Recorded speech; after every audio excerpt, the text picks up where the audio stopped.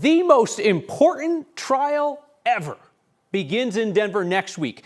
If that sounds like a bit of an exaggeration or perhaps a completely wackadoodle claim, you should know that it's coming from my pillow guy and election denier Mike Lindell. Now, in fairness to Lindell, I am sure that it is the most important trial ever to him because he is the one who is going to be on trial, accused of defamation for saying that Denver-based Dominion voting systems and one particular Coloradan rigged the 2020 election against Donald Trump.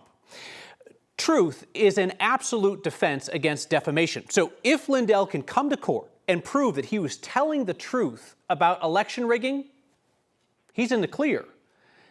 I actually think that this upcoming trial deserves more attention than it's getting, because this is the chance for election deniers to provide their proof of the alleged conspiracy, the one that the most powerful man in the world, President of the United States, will not stop talking about even now that he's back in the White House. But I think I know why this upcoming trial in Denver is largely being ignored. Let's start with the media. It seems like a lot of national journalists are just tired of covering Trump's election rigging lies. They're now 5 years old. I also believe that a number of Colorado's local journalists are skittish about covering political extremism. It draws accusations of bias and threats of violence, and if we're being totally honest, it's a lot more complicated to cover than much of what ends up on the evening news. Now let's talk about the general public. I think a lot of Democrats are hesitant to talk about Mike Lindell's election rigging claims because they don't want to give fuel to theories that erode faith in our elections.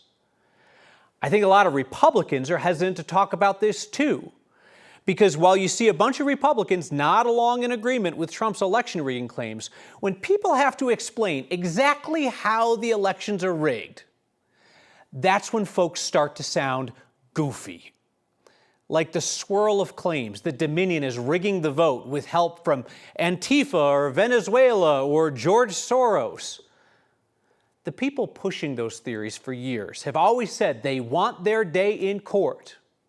Well, they're going to get it in Denver starting next week.